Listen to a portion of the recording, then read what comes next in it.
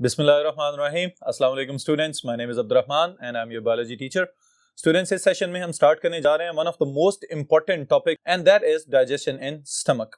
Long question के लिए specially बहुत ज्यादा इंपॉर्टेंट है और फिर इसके अंदर शॉर्ट क्वेश्चंस और मल्टीपल चॉइस क्वेश्चन स्टेटमेंट्स मौजूद हैं जो मैं आपको साथ साथ हाईलाइट करवाता जाऊंगा। तो डिटेल्स बोर्ड पे देखते हैं।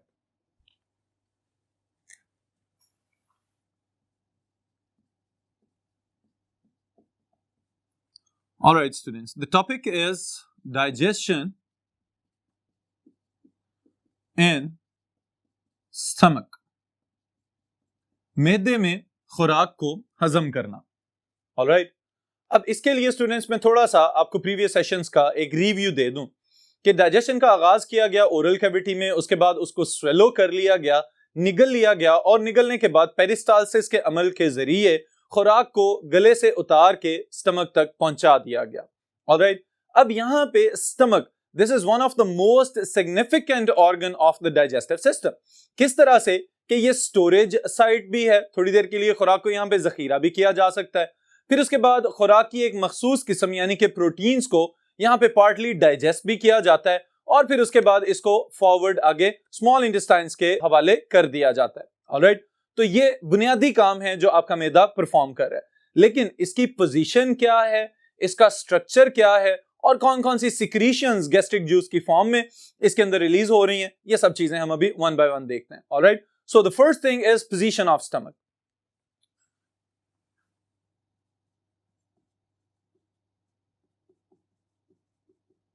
इसके लिए स्टूडेंट्स याद रखिएगा कि हम अगर अपनी बॉडी को देखें तो इसमें ये जो चेस्ट वाला रीजन है, जो छाती वाला एरिया है, that is the thoracic part. Okay, इसको हम कहते हैं थॉरेक्स।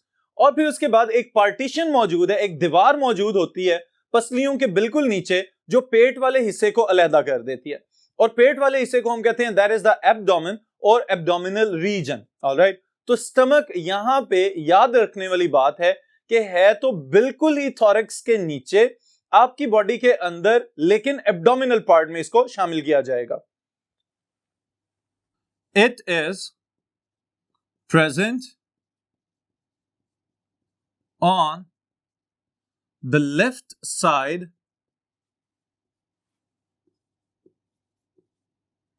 और कहां पे मौजूद है? Below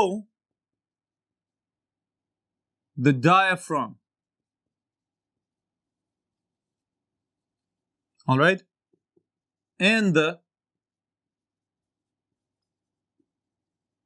abdominal region. All right, students. अब देखें, अगर मैं यहां पे आपके सामने खड़ा हुआ हूं तो हमें ये याद होना चाहिए कि ओरल कैविटी, बकल कैविटी हमारे मुंह वाला हिस्सा, उसके बाद खुराक की नाली से यहां से खुराक होते हुए गई और कहां पे पहुंच गई? स्टमक के अंदर। ऑल राइट, लेकिन स्टमक मौजूद किस जगह पे है? अभी मैंने बताया on the left side of the body. Okay, तो यहां पे एग्जैक्टली इस लोकेशन में आपकी आखिरी पसली के अंदर वाली साइड पे डायफ्राम मौजूद है और उस डायफ्राम के नीचे जो स्टमक है वो हमें नजर आता है। Alright, this is about the position of the stomach. Alright students, फिर इसके बाद इसका स्ट्रक्चर जरा गौर से समझ लीजिएगा कि जो इसकी अपीयरेंस आपको यहां पे इस इमेज में नजर आ रही है, इसको हम तीन अलहदा अलहदा हिस्सों में डिवाइड करने जा रहे हैं। पहले तो इसको हम इस तरह से तकसीम करते हैं कि आपको इसके कंपोनेंट्स का और इसके रीजन्स का पता चल जाए। फिर उसके बाद हम इसके लेयर्स या इसके जो इंटरनल स्ट्रक्चर है, जो एनाटॉमिकल कंपोनेंट्स हैं, उनको भी तफसील में देखेंगे। ऑलराइट, तो यहां पे हम लिख लेते हैं रीजन्स ऑफ स्टमक। जी स्टूडेंट्स, अब रीजन्स वाली जो चीज यहां पे हम मेंशन करने जा रहे हैं, अगर आप इस इमेज में देखें तो एसोफेगस से जो खुराक आती है वहां पे उसको कंट्रोल किया जाता है कि वो ऐसा नहीं है कि डायरेक्टली स्टमक के अंदर गिरना शुरू हो जाए। ऑलराइट, वहां पे एक स्फिंक्टर मसल्स का रिंग मौजूद है जिसकी मुनासबत से इसके पहले कंपोनेंट का नाम रख दिया गया है या इसके रीजन्स का नाम रख दिया गया है। ऑलराइट, वो क्या है students? The first thing is the cardiac region, all right, due to the cardiac sphincter, all right। फिर इसी तरह जो दूसरा हिस्सा यहां पे आपको फूला हुआ नजर आ रहा है और कार्डियक स्फिंक्टर के साथ ही एक प्रोजेक्टेड एरिया की फॉर्म में आप इसको देख सकते हैं. This is known as fundus और फंडिक रीजन. ऑलराइट स्टूडेंट्स, ये हो गया इसका दूसरा हिस्सा. फिर उसके बाद अगर हम थर्ड कंपोनेंट को देखें तो द लोअर पार्ट, ओके, यहां पे इस इमेज में देखें जो लोअर कोनिकल रीजन आपको नजर आ रहा है, that is known as pyloric region. Okay, और उसकी वजह क्या है? Pyloric sphincter. एक और मसल्स का रिंग यहां पे मौजूद है जो कि outflow of the food from the stomach, इस चीज को कंट्रोल करेगा कि वो खुराक जो पहले नंबर पे एसोफेगस की तरफ से आ रही थी उसको कंट्रोल करने के लिए वहां पे मौजूद था एसोफेजियल स्फिंक्टर, या जिसका दूसरा नाम है कार्डियक स्फिंक्टर. ओके, अब इसका क्या फायदा होता है कि जो खुराक स्टमक के अंदर आ चुकी है उसको वापस ऊपर नहीं जाने देगा, और दूसरे नंबर पे अगर ऊपर से मजीद खुराक आ रही है तो उसको भी कंट्रोल किया जा सके. इसी तरह जो दूसरा कंपोनेंट स्टूडेंट्स हमें यहां पे नजर आ रहा है, that is the pyloric part और द पाइलोरिक स्फिंक्टर. अब इस पाइलोरिक स्फिंक्टर के अंदर क्या इंपॉर्टेंट चीज है? That is the ring of the muscles, कि जो खुराक स्टमक से बाहर जाने वाली है उसकी ट्रैफिक को भी कंट्रोल किया जाए, और वो खुराक जो आगे स्मॉल इंटेस्टाइन की जानिब भेजी जा चुकी है उसके बैक फ्लो के चांसेस कम से कम कर दिए जाएं. ऑलराइट स्टूडेंट्स, तो ये स्टमक के तीन रीजन्स, तीन अलग-अलग हिस्से हमने यहां पे देख लिए. फिर उसके बाद अब हम इसके इंटरनल एनाटॉमी को देखते हैं कि इसमें कौन कौन सी लेयर्स मौजूद हैं. Alright, this is layers of the stomach wall. Alright students, कि जो मैदा हमें देखने में नजर आता है कि ये एक मस्कुलर सैक लाइक या बैग लाइक स्ट्रक्चर है. सैक इसको हम इस वजह से नहीं कह रहे कि इसकी दोनों तरफ ओपनिंग्स मौजूद हैं, लेकिन स्टिल एक ये जो बैग लाइक स्ट्रक्चर हमें नजर आ रहा है ये खुराक को थोड़ी देर के लिए स्टोर भी करता है.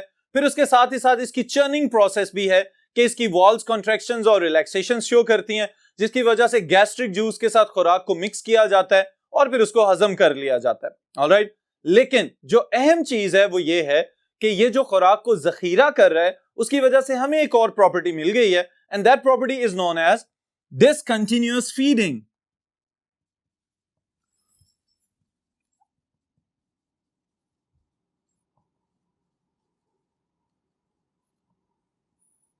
जी स्टूडेंट्स, अब ये डिसकंटिन्यूअस फीडिंग से क्या मुराद है?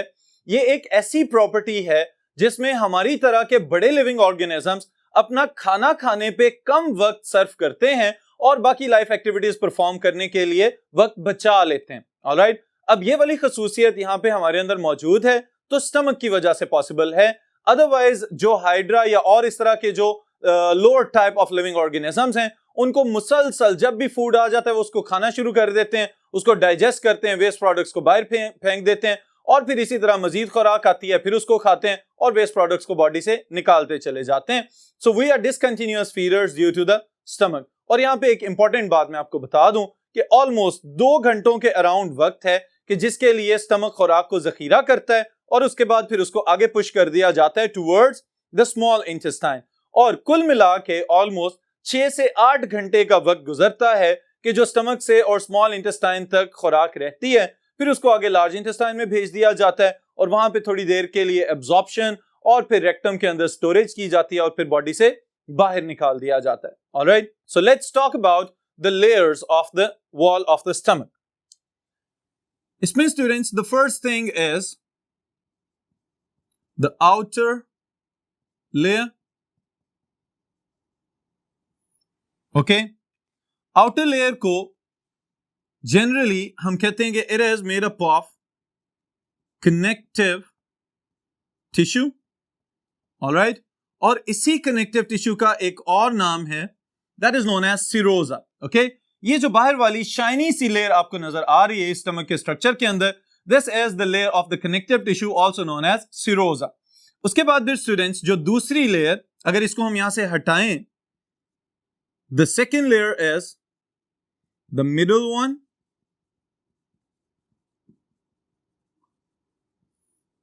All right, this middle layer is made up of muscles.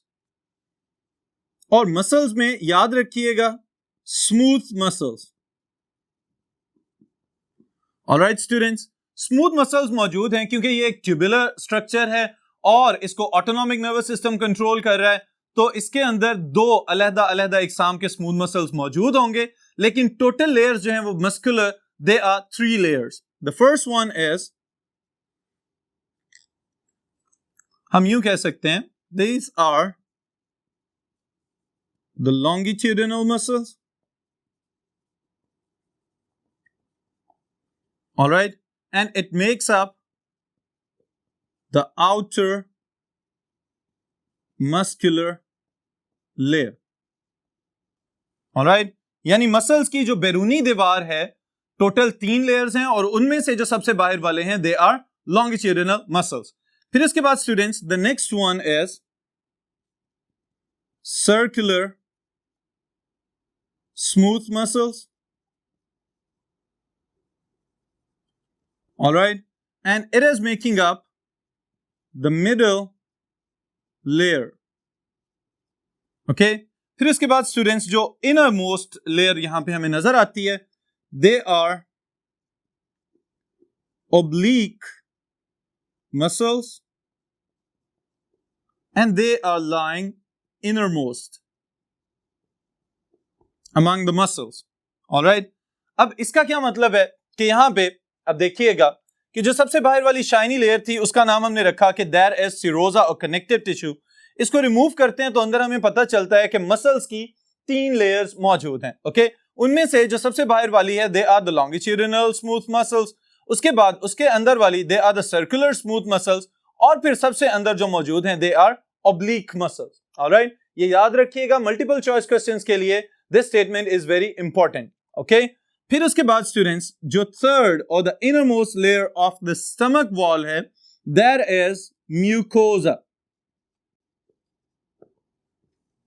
Alright students, और म्यूकोजा जैसा कि इसके नाम से हमें नजर आ रहा है कि यहां पे म्यूकस का एक बहुत बड़ा रोल है. So it is a protective layer जिसका काम यह है कि स्टमक को उसके एसिडिक सिक्रीशन से और जो चीजें आप खा रहे हैं उनके हार्मफुल इफेक्ट से बचाना, ताकि कहीं स्टमक की वॉल को नुकसान ना पहुंचे. ऑलराइट, यहां पे एक और नई बात मैं यहां पे शामिल करने जा रहा हूं जिसको याद रखिएगा, and that is a new term for you. This is known as rugae. अब ये क्या चीज है? ये जो इमेज के अंदर आपको नजर आता है कि स्टमक की जो इनर मोस्ट, अगर हम अंदर से ल्यूमेन को ऑब्जर्व करें, यानी कि अंदर वाली साइड से अगर आप स्टमक को ऑब्जर्व कर रहे हैं तो उसमें कुछ इन फोल्डिंग्स और बलदार सी साख्त आपको नजर आ रही है. इन फोल्डिंग्स का नाम है रूगे. ऑलराइट, और ये म्यूकोजा की मॉडिफाइड फॉर्म हमें नजर आती है.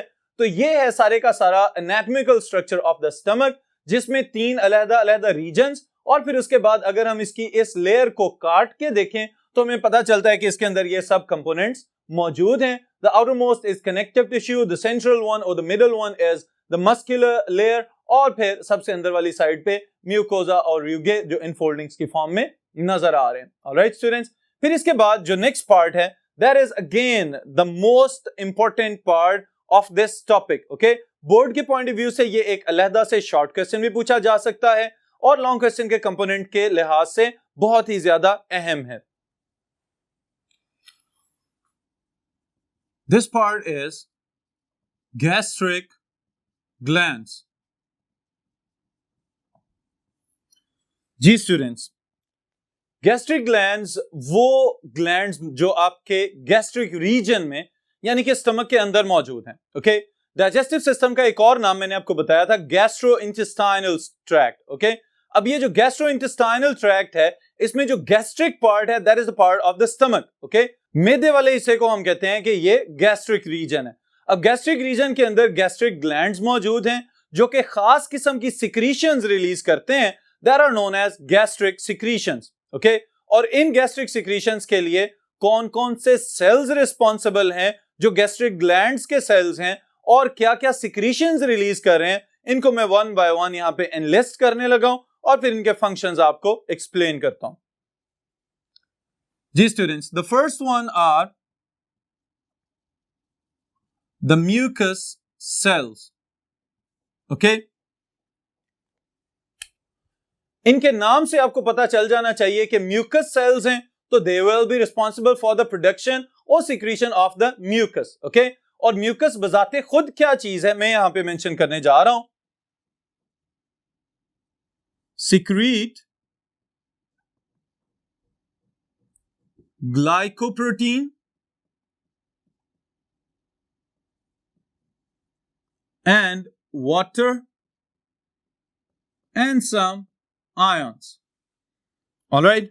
अब आपके ज़हन में फौरन ये सवाल आना चाहिए था कि ये गैस्ट्रिक ग्लैंड्स मौजूद किस जगह पे हैं. ओके? तो उसके लिए स्टूडेंट्स याद रखिएगा कि स्टमक की वॉल के अंदर छोटे छोटे रिजेस या ग्रूव्स मौजूद होते हैं जहां पे गैस्ट्रिक ग्लैंड्स खुद ज्यादा गहराई में मौजूद हैं, लेकिन उनके ऊपर वाला रीजन जो कि एक ओपनिंग लाइक स्ट्रक्चर है, इसको हम कहते हैं दीज आर द गैस्ट्रिक पिट्स. वो जगह हैं जहां से गैस्ट्रिक ग्लैंड्स अपनी सिक्रीशंस को स्टमक के ल्यूमन में यानी कि ओपन स्पेस में रिलीज कर देते हैं. ऑलराइट? तो ये याद रखिएगा कि mucus is one of the component of the gastric secretions. अगर ये रिलीज होगा तो स्टमक की वॉल जो इनर वॉल है म्यूकोजा उसको प्रोटेक्ट किया जाएगा और फूड को साथ ही साथ स्लाइमी किया जाएगा ताकि एंजाइम ज्यादा अच्छे तरीके से उस पे अपना एक्शन परफॉर्म कर सके. Alright students, then the second type of sales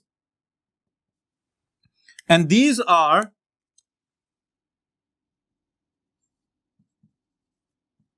axanthic cells or parietal cells. जी स्टूडेंट्स, ये जो सेल्स हैं साख के एतबार से भी बाकी सेल्स से थोड़े से डिफरेंट नजर आते हैं. अगर आप इस इमेज के अंदर देखें तो जो यहां पे आपको पैराइटल सेल्स या ऑक्जेंटिक सेल्स नजर आ रहे हैं, इनका सामने की जानिब से यानी कि अगर हम ल्यूमन ऑफ द स्टमक की जानिब से इसको देखें तो ये हमें लोब्ड स्ट्रक्चर नजर आ रहा है कि जैसे इनकी अपनी मेम्ब्रेन के अंदर छोटी छोटी ग्रूव्स मौजूद हैं. इन ग्रूव्स का यहां पे मौजूद होना बहुत ही ज्यादा कारआमद एडाप्टेशन है और इसकी बुनियादी वजह क्या है? These cells are responsible for the production of HCl and that is hydrochloric acid. Alright? ये याद रखिएगा स्टूडेंट्स कि ये जो तेजाब हमारे मैदे में पैदा हो रहा है ये खुराक को हजम करने के लिए, नरम करने के लिए और माइक्रो ऑर्गेनिज्म से छुटकारा दिलाने के लिए यहां पे रिलीज किया जाता है. ओके?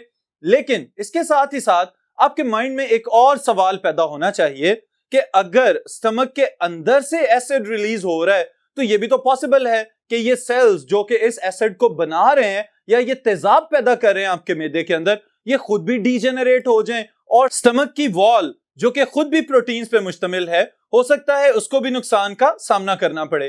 तो इसलिए स्टूडेंट्स ये याद रखिएगा कि ऐसा नहीं होता कि डायरेक्टली HCl प्रोड्यूस कर दिया जाए. ओके?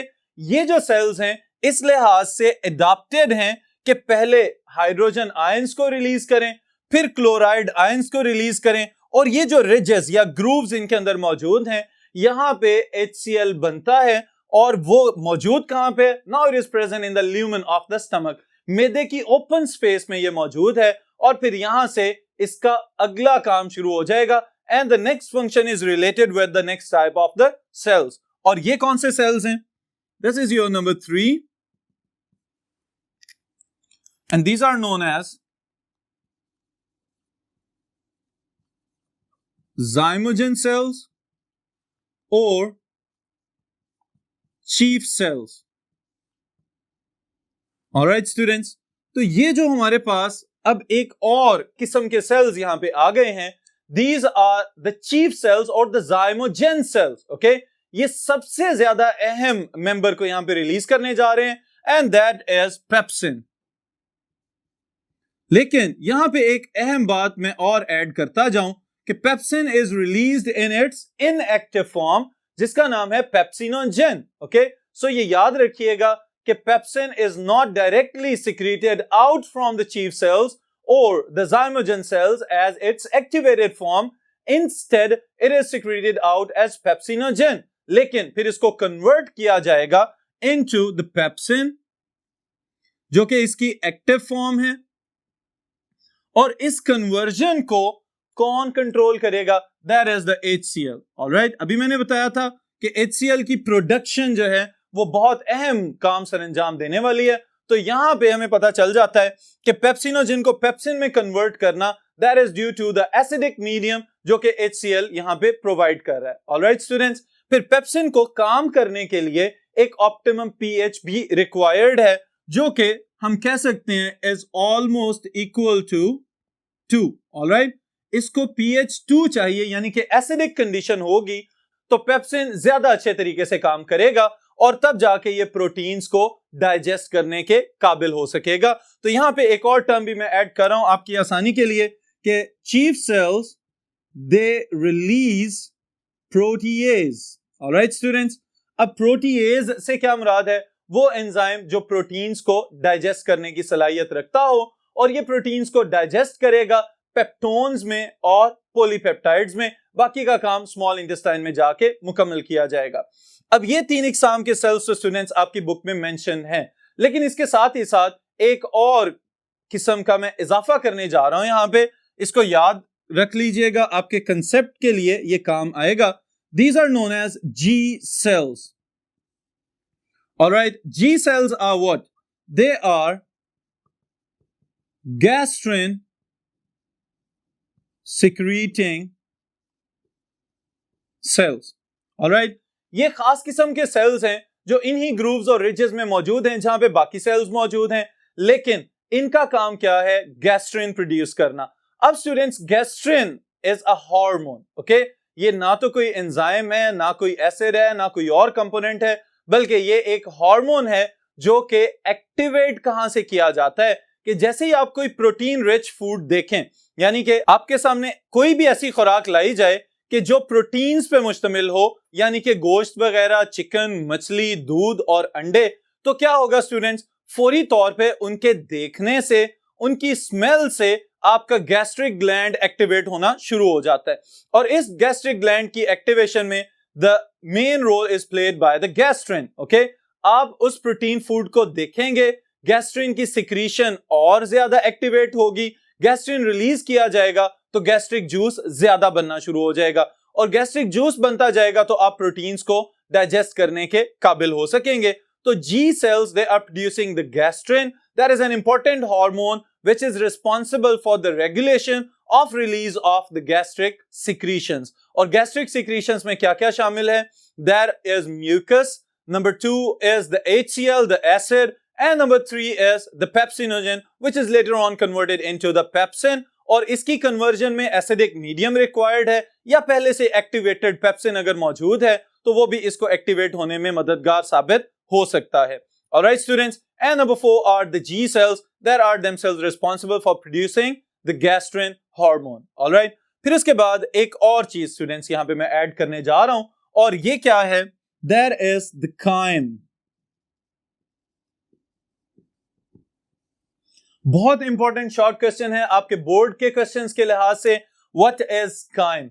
ये खुराक जो स्टमक के अंदर मौजूद थी, अब क्या किया जाएगा? Stomach Aahista Aahista in gastric secretions की वजह से उसको मिक्स अप करना शुरू करेगा और साथ ही साथ जो स्टमक की अपनी वॉल्स हैं वो कंट्रैक्शंस और रिलैक्सेशंस शो करेंगी, जिसको हम कहते हैं चर्निंग प्रोसेस। ओके, अब खुराक को और इन सिक्रीशंस को मिक्स किया जाएगा।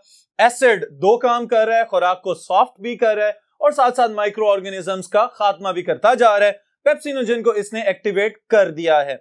अब पेप्सिन क्या करेगा? प्रोटीन फूड को। ऑलराइट स्टूडेंट्स, ये बहुत इंपॉर्टेंट बात मैं आपको बताने लगा हूं, इसको अपने जहन में रखिएगा। The only type of food that is digested inside the stomach is proteins. Okay, आमतौर पे ये समझा जाता है कि आपकी हर किस्म की खुराक को आपका स्टमक ही डाइजेस्ट कर रहा है, लेकिन ऐसा बिल्कुल नहीं है। मैदा सिर्फ और सिर्फ प्रोटीन्स को डाइजेस्ट करता है और साथ हम ये भी कह सकते हैं कि मुकम्मल तौर पे डाइजेस्ट नहीं करता, बल्कि उनको मजीद छोटे छोटे पॉलीपेप्टाइड चेन्स में ट्रांसफॉर्म करता है और उस खुराक को आगे स्मॉल इंटेस्टाइन के हवाले कर दिया जाता है। डाइजेशन का अमल स्मॉल इंटेस्टाइन में, छोटी आंत में मुकम्मल किया जाएगा। मैदा बेचारा कसूरवार नहीं है इसके लिए। ऑलराइट, फिर इसके बाद स्टूडेंट्स, काइम की जो हम बात कर रहे हैं, वो खुराक जो स्टमक के अंदर पार्शियली डाइजेस्ट कर दी जा चुकी है, अब एक सेमी लिक्विड फॉर्म में कन्वर्ट हो जाती है कि ना तो वो सॉलिड है और ना ही वो लिक्विड है, बल्कि दही की तरह की उसकी कंसिस्टेंसी नजर आएगी और ये जो सेमी लिक्विड फूड जो कि पार्शियली डाइजेस्ट हो चुका हुआ है, now this is known as chyme. Alright students, और ये जो पार्शियली डाइजेस्टेड फूड अब आपको नजर आ रहा है स्टूडेंट्स, इसकी पीएच अभी भी एसिडिक है और इसको रोक के रखने वाले sphincters they are the pyloric sphincters. जैसे ही ये मैसेज मिलेगा कि अब इस खुराक को आगे पास करने का वक्त है, पाइलोरिक स्फिंक्टर्स ओपन होंगे and the food it will be descended into the small intestine and the first part of the small intestine is duodenum. All right students, अब यहां पे मैं इस टॉपिक की ब्रेक लगा रहा हूं, लेकिन आखिरी बात मैं जरूर बताता चलूं आपको, क्योंकि ये बहुत ज्यादा जरूरी है आपके समझने के लिए भी और आपकी डेली लाइफ के लिए भी। इसके लिए स्टूडेंट्स एक टर्म मैं पहले बोर्ड पे लिख देता हूं, that is known as pyrosis और हार्ट burn. Alright, अब ये जो लफ्ज मैंने अभी बोर्ड के ऊपर मेंशन किया है, पायरोसिस या हार्ट बर्न, ये याद रखिएगा स्टूडेंट्स, सीने की जलन की एक कैफियत पैदा हो जाती है। बाज़ औक़ात खास तौर पे मुख्तलिफ जगहों पे रहने वाले लोग अपनी मुख्तलिफ किस्म की फीडिंग हैबिट्स रखते हैं। कुछ लोग बहुत ज्यादा खाते हैं, कुछ लोग बहुत कम खाते हैं, और कुछ लोग इस चीज का ख्याल रखते हैं कि बैलेंस डाइट को मेंटेन करना चाहिए। लेकिन जिस तरह की भी फीडिंग हैबिट हो, एक चीज का ख्याल जरूर रखें कि जब भी खाना खाएं उसके फौरन बाद लेटने से या तवील दौरानिये के लिए बैठने से परहेज किया जाए। ऑलराइट, फिर दूसरी वजह जो इस केस में हमें नजर आती है वो क्या है? ओबेसिटी, मोटापा। अगर पहले ही आप ओवरवेट कंडीशन में जा रहे हैं और उसके बावजूद आप लिपिड रिच फूड खाते जा रहे हैं, ऐसी खुराक जिसमें ऑयली नेचर की न्यूट्रिएंट्स बहुत ज्यादा हैं, तो इस चीज से भी परहेज किया जाए। फिर नंबर 3, जो हमारे फूड हैबिट में बहुत ज्यादा चीज दिन ब दिन शामिल होती जा रही है कि एक तो फास्ट फूड खाया जाए, जंक फूड खाया जाए, और उसके साथ ही साथ स्पाइसेस का बहुत ज्यादा इस्तेमाल किया जाए, तेज मसालेदार किस्म की चीजें इस्तेमाल की जाएं। इन तमाम कंडीशंस के साथ ही साथ अगर स्मोकिंग की हैबिट है, बहुत ज्यादा सिगरेट पिया जाता है या अल्कोहल इनटेक की जाती है, तो ये तमाम चीजें स्टूडेंट्स जब मिल जाएंगी तो इसकी वजह से मुसलसल इस मसले का शिकार रहेंगे ये वाले लोग कि इनको सीने के अगले हिस्से में, यानी जस्ट बिहाइंड द चेस्ट, जो ये रिब केज है, जो पसलियों का एक कवर मौजूद है, इसके बिल्कुल पिछली साइड पे मुसलसल एक जलन की सी कैफियत रहती है और उनके मुंह में से एक बहुत बुरी सी स्मेल पैदा होती रहती है, या एक स्टेट ऑफ डिस्कम्फर्ट, वो खुद ब खुद ही पुरसकून किस्म की कंडीशन में नहीं आ पा रहे होते। और इसकी बुनियादी वजह है हार्ट बर्न, जरूरत से ज्यादा खा लेना और उसके बाद फिर मुख्तलिफ इकसाम की ऐसी चीजें खाना जो आपके डाइजेस्टिव सिस्टम के लिए सेहत बख्श नहीं है। ऑलराइट, तो इन सब चीजों का ख्याल रखते हुए बैलेंस्ड डाइट खाएं, ऐसी खुराक खाएं जिनमें ऑयल्स का कम से कम इस्तेमाल किया गया हो, कम मसाले और कम फैट्स आपकी सेहत के लिए बेहतर हो सकते हैं। ऑलराइट स्टूडेंट्स, फिर इसके बाद एक छोटा सा सवाल जिसके साथ मैं ये सेशन खत्म करूंगा, और वो क्या है कि क्या स्टमक के अंदर किसी किस्म की कोई खुराक जज़ब होती है या नहीं? इसका जवाब आप तलाश करें। इस क्वेश्चन को मैं रिपीट कर रहा हूं, is there any type of food or nutrient that has been absorbed inside the stomach? Is there any type of nutrient or there is no absorption inside the stomach? इसका जवाब आप तलाश करें, मैं आपको इसका जवाब दूंगा नेक्स्ट सेशन में। ऑलराइट, तो एंड पे हम इसको समराइज कर लेते हैं स्टूडेंट्स कि अगर ये लॉन्ग क्वेश्चन के लिए आ जाए ये टॉपिक, तो आप सबसे पहले इसकी पोजीशन, फिर उसके बाद इसकी लेयर्स, फिर उसके बाद इसकी सिक्रीशंस और हर एक सिक्रीशन का फंक्शन इसी तरह से पॉइंट्स में डिटेल से मेंशन करें, तो इंशाल्लाह ताला आप इस काबिल हो सकेंगे कि ये 4 नंबर का लॉन्ग क्वेश्चन मुकम्मल लिख लें। ऑलराइट स्टूडेंट्स, फिर इसके साथ ही यहीं पे खत्म करते हैं। इंशाल्लाह ताला नेक्स्ट टॉपिक के साथ नेक्स्ट सेशन में मुलाकात होगी।